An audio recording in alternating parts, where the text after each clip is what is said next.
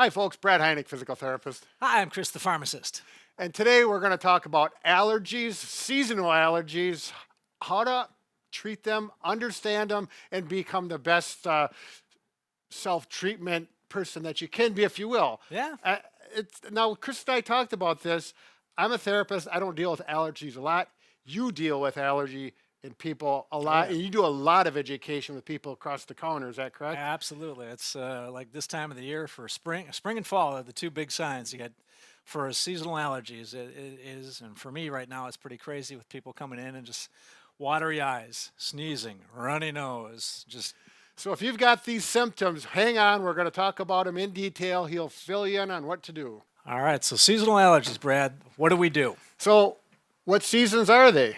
Well, spring and fall are the most common times for Right. allergies, although people can have year-round allergies. So, I mean, sometimes it can be pets, it can be dust, it can be mold, so things that are present in your house. I see. So, I mean, for allergies, it's all about prevention. So we'll just kind of take it a little step at a time. So if it's dust, maybe switching to hardwood floors in the house, ripping up the carpeting. It's an expensive alternative, but it works. Otherwise, just maybe vacuuming, dusting regularly Yep. to keep those dust down, using a good furnace filter. So it's a non-drug thing, but it really works well. HEPA filters. I don't know if I should ask this now if you were going to cover it, but I'm curious whether it's dust or pollen. It gets in your nose and your body reacts to it by Yeah, I mean, producing yeah, snot. all these, pretty much. It's that simple. So the allergens that are around, they're little proteins and chunks of whatever that your body's immune system does not like. Okay. And it stimulates those cells. And actually, believe it or not, the runny nose, although it's annoying as all get out, is actually a protective sequence for a body trying to cover it up so those allergens don't get in. Oh. So that's why our bodies produce all this phlegm. So what do we do? Well, And this all happens in the sinuses pretty much? yeah, pretty much. And the eyes will water and the nose will run, and that's pretty much. Right in But here. I mean, you can also get rashes, like a contact dermatitis. Oh, So sure. we'll kind of break some of that down with it. But so basically, we always typically start with the oral medications because it's easier. And there's 5 basic drugs that we're going to talk about. So there's Claritin or loratadine, Zyrtec or cetirizine, Okay.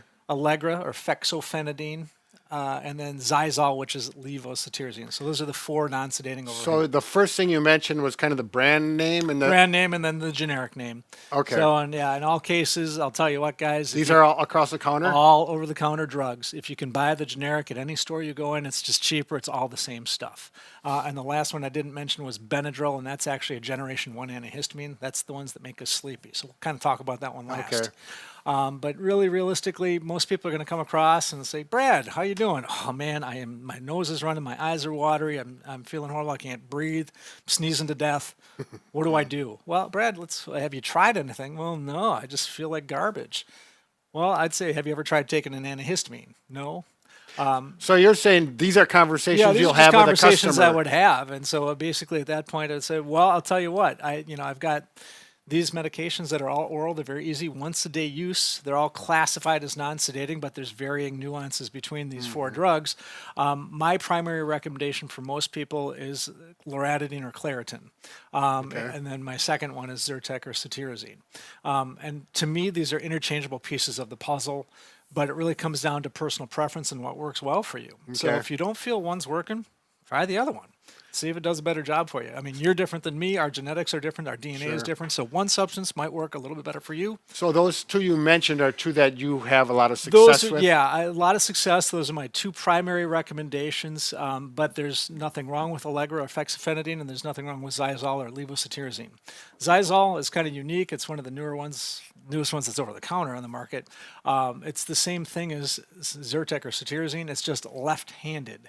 So it's a little bit more specific. The thought was, as these medicinal chemists found out, that the active component of cetirizine is levocetirizine. This gets a little eggheady, but Yeah.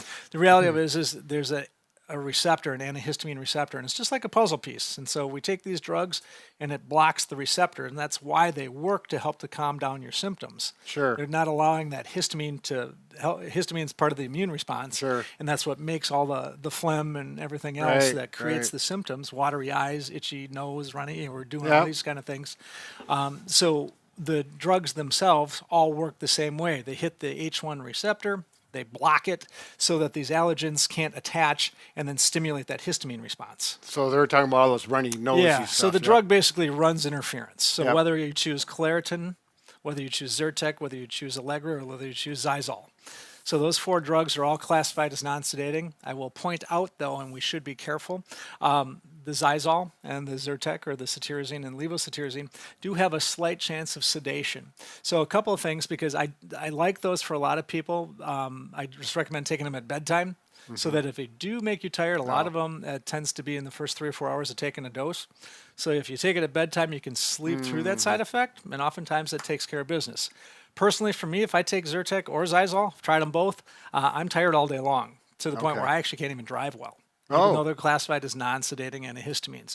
So it's about 11% of people do get a little tired from those 2 in particular, Sure. but they can get tired from Claritin or Loratadine, and also fexofenadine or Allegra. So it's not 100%, but for the most part, they classify them across the board with the FDA as non-sedating antihistamines. Sure. But they still have that small potential side effect. Other thing that we want to watch out for is if we have either liver trouble or kidney trouble. So if you know that you have liver failure or kidney failure, you would have to be dosed appropriately. So sometimes it's taking it every other day. You would want to work exclusively with your doctor and your pharmacist team to make sure that we're giving you the safe and appropriate dose. Sure. But for the most part, if you come in, you got the runny nose, you'll get, and people are like, oh, when am I going to feel better? And I think that's what everybody wants to know. Right. Specifically, the medications will all begin to work in either up to an hour or even a couple hours, but it's not going to be perfect. It's going to require repeated dosing, particularly with seasonal allergies. All these you take once per day? Once per day. They're all Okay. 24-hour doses, which is highly advantageous and convenient. Right. So you just pick a time of the day and you stick with it and you take them. So like I said, the only 2 that I tell you to take at bedtime typically are going to be the Zyrtec or the Xyzal. But with key to stopping seasonal allergy, it's kind of a preemptive strike. You actually want to take it before the allergy seasons occur. So spring allergies, which is right now we're at late April, almost May, but usually, at least in the Wisconsin and Minnesota area, you probably want to start taking your antihistamine on a daily basis, probably about late February or early March before the pollen starts to come out. If you can take that 1 to 2 weeks before all that starts to happen, we're going to actually help to diminish those symptoms and then hopefully help you to have a really smooth allergy season. Sure. And then it usually lasts to about the 1st or 2nd week in June, and then you can basically just quit taking it. Sure. And then some people, unfortunately, have fall allergies. So we would tell you so that's like when the tree pollens, when there are all that and there's molds and things of that nature that come. Yeah, I'm not a ragweed. So these are things kind of biologist. in at least the Midwest, and I'm sure worldwide there's going to be certain plant, pollens and proteins that are floating around. But fall allergies, usually about the end of July, early August, you want to begin taking your antihistamine regimen again and take that up to about your first hard frost. So that's September, October, depending upon you were living in Northern Hemisphere. Right. So it just kind of depends. For the people down under and that. We flip it. They all know. We flip the calendar. You'll have to so it'd be just figure it out. Yeah, Yep, exactly. they'll- Well, we got we some got- people from Australia, so Yep, absolutely. so for sure, and New Zealand. So you just flip your calendar at that point. So it doesn't really matter which drug you choose. It kind of comes down to which one works best for you. Okay. Let's say we've had you on this for 2 weeks. You come back and Chris, this stuff isn't working. Well, what do we do next? Well, there's a lot of different things that we can do. So basically, the studies don't show that switching from Claritin to Zyrtec necessarily changes the world that immensely, Okay. but sometimes a simple switch will solve the problem. Sure. So that's one aspect that we can try. Well, you want to try this for a week and see what happens? Yep. If that doesn't fix it. Then we have steroid nasal sprays. So the 2 most common ones, Flonase and Nasacort, are the 2 that we have that are available quite readily in any pharmacy. And they're over the counter Those too. are over the counter. They were full prescription, same prescription strength, same with the antihistamines. Okay. They all went from prescription status to over the counter status. Just recently? No, they've been for years, Okay. frankly. So Xyzal was the most recent one, about 2 or 3 years ago. Okay. But, that said, so everything is full prescription strength. So sometimes adding a nasal spray to the gambit, and oftentimes, and I like Flonase better than anything else. It uses a steroid called fluticasone. So it's not an antihistamine, Okay. but it's very complete. It's very potent, and it works against basically all the types of allergens that bother you, whether it's dust mites, pet dander, pollen, So I mean, you So name you're it. saying the four that you initial, one of those options, you quit taking those? Nope. You're going to take it on top of that. So we're going to start layering things. Oh, okay. So we're not going to necessarily quit because usually you're going to see synergy. So if your allergy symptoms are so bad that the aforementioned 4 tablets didn't work, and we're going to circle back to Benadryl towards the end. Basically, with those tablets, then we would add the nasal spray Flonase Okay. or basically Nasacort. Either one of those nasal steroids work very, very well. They work locally in the sinus passage to stop the watery eyes and the runny nose. So basically, the key is just you spray it each in your nostril, and you do 2 sprays once a day. Some people do a spray in the morning and a spray in the evening, or you can do spray, wait a minute, and then spray again. Sure. I will point out that with nasal sprays, a lot of times the big misconception people like do, they spray and they sniff super hard. They go, goes into your lungs. It does you no good down here. Yeah. We need to keep it right here. So you want to let the spray do its job. Sure. So, and if you can, technique-wise, we always tell people to use the right hand to spray your left nostril, and we use your left hand to spray your right nostril. We want to, it naturally points, if you can see how my hand is, Yep. when you spray it, it's got that slight angle. It's probably about, I don't know, we'll call this about 60 degrees, but it's going to point it into the, Sure. so I don't know if you can see it, but it'll point it into your, it'll your angle eyeball. this way, towards your eyeball, really. Right, yeah, that makes If sense. you aim for the outside corner of your eyeball, that's going to actually naturally do it. So let's say you're really right-hand dominant. Yep. So let's say you have to use, or left-hand dominant, doesn't matter. We don't want to offend our lefties out there, but you want to aim for about the back corner, the outside corner of your eyeball. It gets into where it's Yeah, supposed it's to. going to get the angle there. And then when you spray, just let the spray do its job. When you actually spray it, the spray actually shoots about this far. So it's a very fine mist. It's atomized. So Sure. it just, and as you normally breathe, it will get into your sinus passages, which are up here and through here. Sure. So it'll get in there, and what it does, it adheres to the sinus passages, and it reduces inflammation. So it's kind of like a topical aspirin, really, in a lot of ways. Okay. It helps to shrink down the irritated sinus passages to stop the production of phlegm. Okay. So it's not an antihistamine, but the antihistamine is still doing its job, and then we're adding this layer to that Sure. to help to enhance symptom relief. Right. So hopefully in a couple of days worth of using nasal sprays, and we should tell you it's about 5 days of regular use before it really kicks in. I mean, you'll get some relief day one, Yep. but it'll keep getting better the more consistently you use it. Sure. And I will tell you, like this time of the year, I take myself Claritin and I take Flonase. I use them both. So, and usually I can get away. I'll take my Claritin and then I take Flonase just once a day. I don't even need the 2 sprays because I've been taking it consistently. Sure. But when it's really irritated, I would tell you go to the maximum dose of 2 sprays in each nostril daily. But some people find splitting it works better for them. And if things are maintained and you're comfortable, go down to 1 spray. If you can get away with less, Sure. less is always more, in my opinion. Right. So would you say the majority of people have success with the first one of the first 4? Yeah. If we go with the oral drugs, are usually that first line of defense, Yeah. and so if those work, but then we add the nasal sprays.